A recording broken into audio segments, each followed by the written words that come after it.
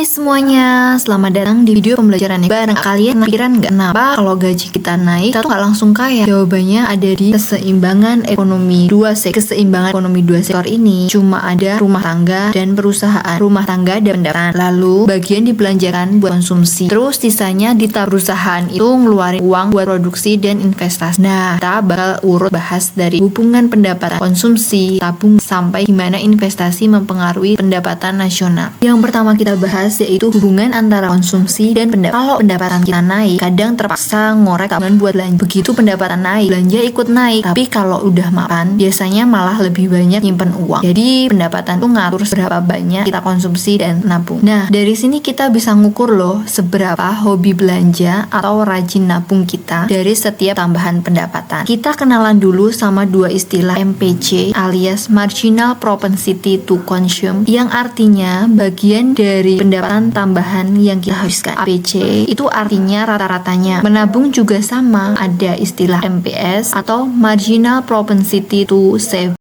dan Average Propensity to Save. Intinya, ini cara ngukur kebiasaan belanja dan nabung. Ada contoh soal MPC 0,75, artinya 75% tambahan pendapatan buat belanja. APC sebesar 87,5%, artinya dari seluruh pendapatan 87,5% habis buat konsumsi. Kalau gitu, konsumsi sama tabungan tuh ibarat dua sisi koin yang nggak bisa dipisahkan. Selanjutnya, hubungan antara kecondongan konsumsi dan nabung. Gampangnya gini, setiap tambahan uang cuma bisa dipakai buat dua hal, konsumsi atau nabung. Jadi MPC ditambah MPS sama dengan 1 dan APC ditambah APS sama dengan 1 kalau belanja banyak, nabungnya kecil, dan begitu juga sebaliknya. Ada contoh soal, kalau MPC-nya sebesar 0,75 berarti MPS-nya sebesar 0,25. Begitu juga dengan APC. Ketika 0,875 berarti APS itu sebesar 0,125. Artinya kebiasaan itu bisa kita gambarkan dalam bentuk rumus yang namanya fungsi konsumsi dan fungsi tabungan. Fungsi konsumsi itu rumusnya C sama dengan A plus B Y, dimana A itu artinya adalah belanja minimum walau nggak punya banyak pendapat. B itu MPC. Fungsi tabungan mirip,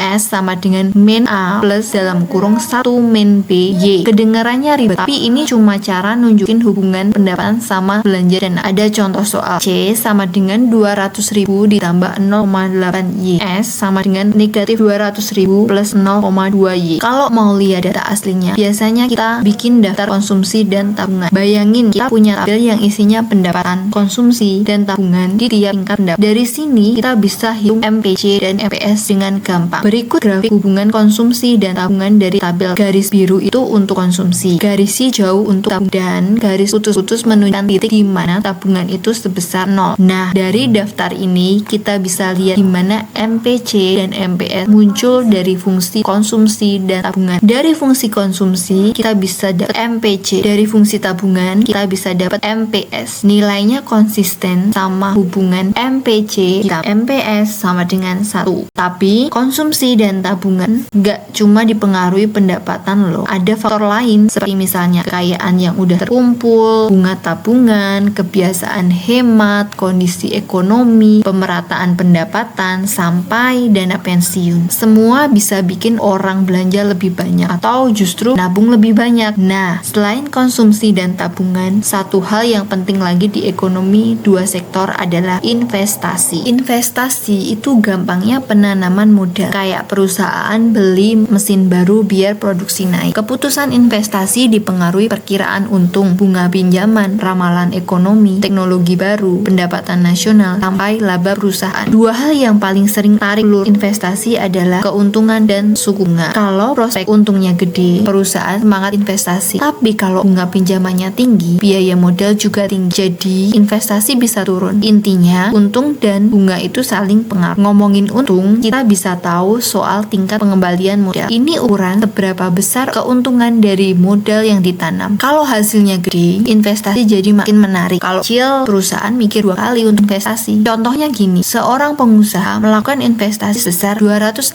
juta pada sebuah perusahaan manufaktur.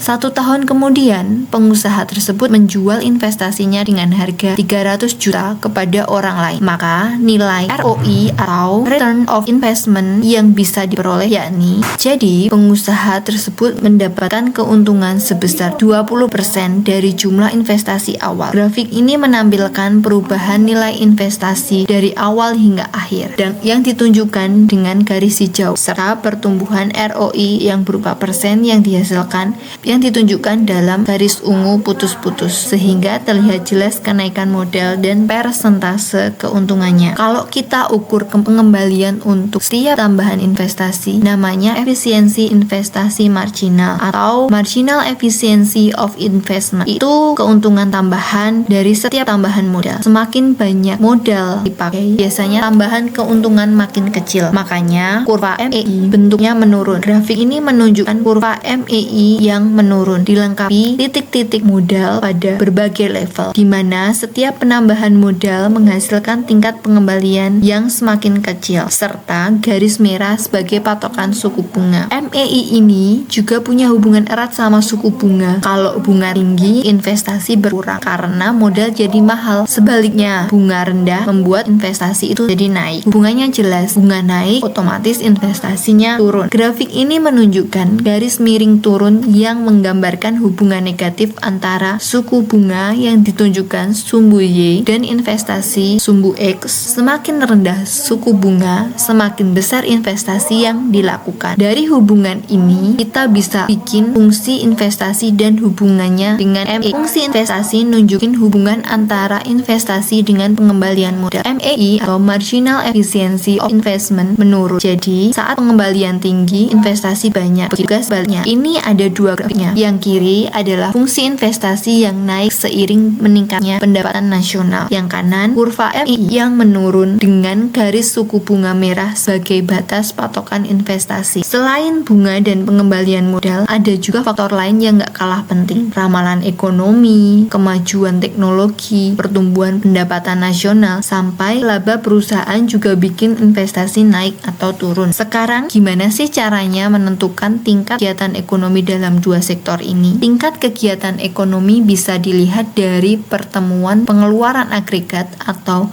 C plus I sama garis 45 derajat atau dari persamaan S sama dengan I. Bisa juga dihitung pakai contoh angka di tabel. Pendapatan nasional seimbang kalau pengeluaran agregat sama dengan output. Bisa dilihat dari grafik atau hitungan Y sama dengan C plus I. Dari rumus C sama dengan 200 plus 0,8 Y dan investasi 100, kita bisa hitung keseimbangannya. Caranya, masukin ke persamaan Y sama dengan C plus I. Jadi, Y sama dengan 200 tambah 0,8 Y ditambah 100. Setelah dihitung, Y sama dengan 1500. Di grafik, titik ini adalah perpotongan garis AE dengan garis 45 derajat. Artinya, pendapatan nasional sama persis dengan total pengeluaran. Kalau investasi atau konsumsi berubah, keseimbangan juga ikut berubah. Nah, disinilah multiplier berperan. Multiplier itu efek berantai dari perubahan pengeluaran. Tambahan investasi kecil bisa bikin pendapatan nasional naik berlipat lewat putaran konsumsi.